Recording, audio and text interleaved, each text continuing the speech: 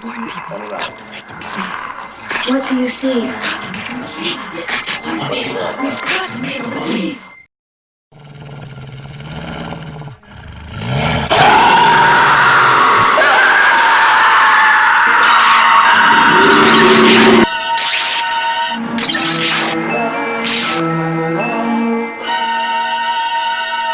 The Howling.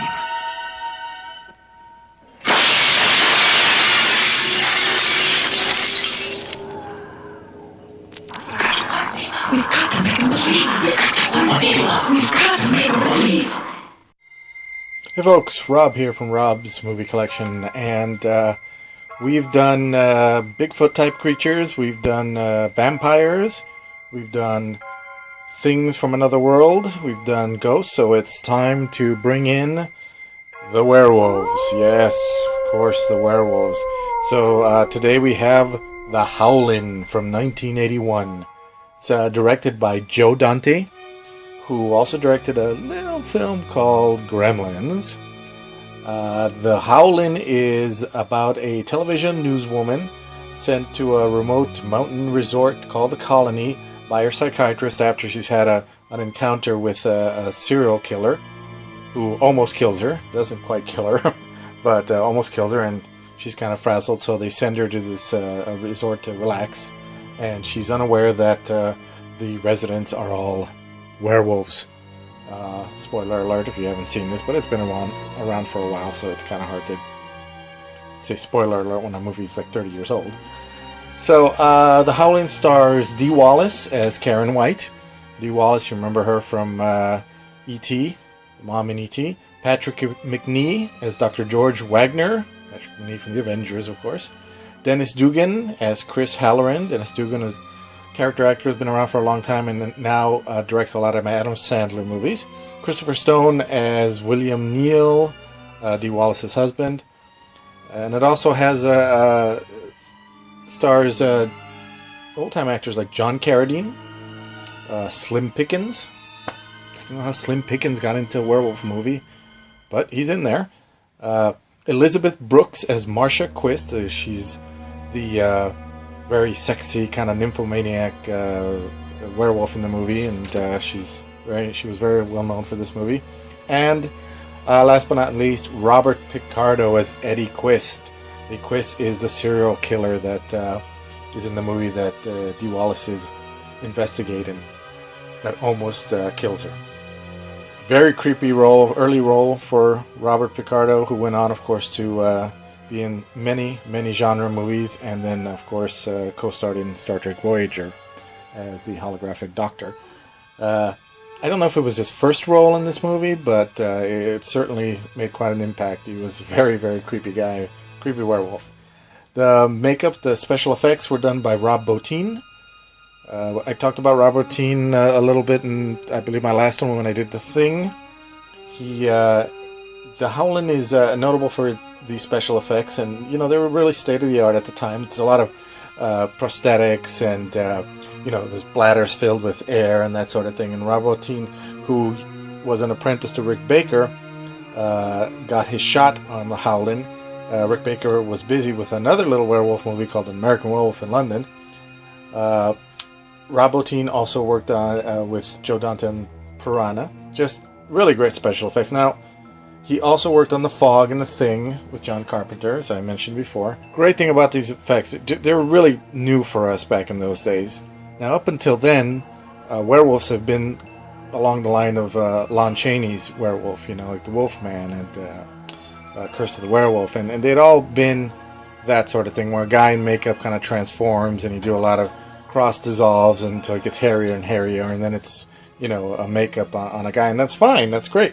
But with this movie, it kind of showed us a different type of werewolf, one that was more lupine, and at the same time kind of stood up, kind of anthropomorphic type of werewolf, and they had the crookedy back legs that were like animal legs and stuff. It was really cool. We had never seen something like that before, so it's definitely a step forward in the whole werewolf genre, and has influenced a lot of that sort of thing, and werewolves in general in movies since then, as you can tell by the Underworld movies. When you see the werewolves there, when I first saw those, I thought, oh wow, this is a lot like the Howling. Of course, they're CGI now, but still, in terms of design and all, they kind of, to me, they came from here, from the Howling. There are a couple of cameos, it's a lot of tongue-in-cheek kind of stuff. There's a lot of humor in this film, but there was a lot of little in-jokes and little homages, and there's some cameos. You have a cameo by Roger Corman, the great filmmaker, who gave a lot of people big chances and their first chance in their movies, including Joe Dante in his B movies. Roger Corman makes a cameo appearance as a man standing outside a phone booth. Very memorable.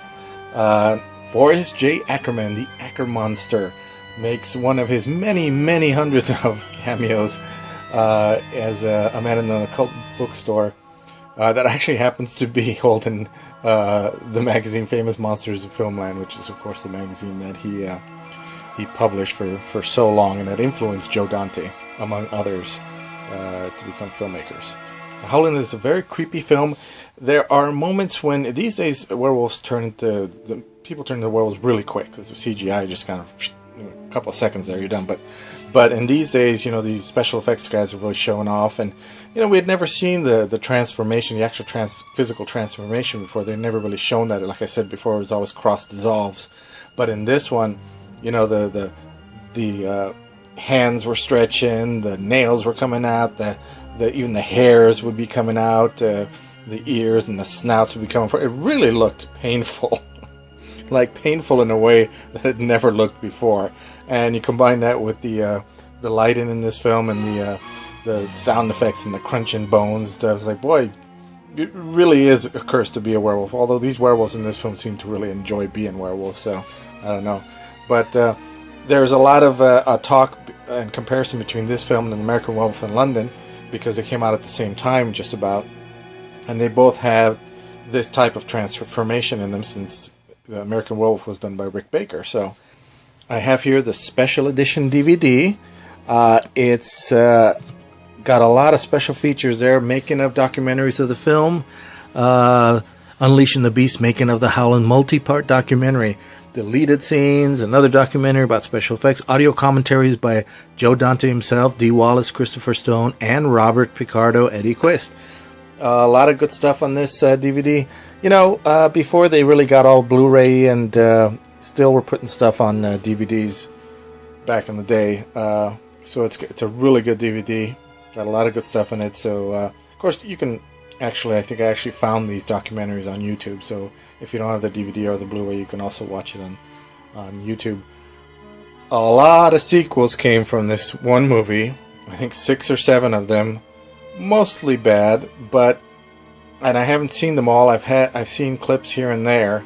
I've seen enough to know that they're bad, but also enough to know that they're kind of good bad in a kind of cheesy, terrible, fun to watch kind of way. This is definitely the best one, of course, but the subsequent sequels, I think one is actually called The Marsupials, are just hilarious. One of them even actually stars Christopher Lee in it, along with Red Brown, one of the great actors of our time. If you don't know Red Brown, just look him up, you'll know. Yeah, those movies are out there too. They exist. But if you haven't seen any of these, check out The Howling. Really great werewolf movie, really great horror movie. Just a lot of fun. I always say that about these films. That's one of my things that I tend to say about these films being a lot of fun. It's one of the things I like about horror films. So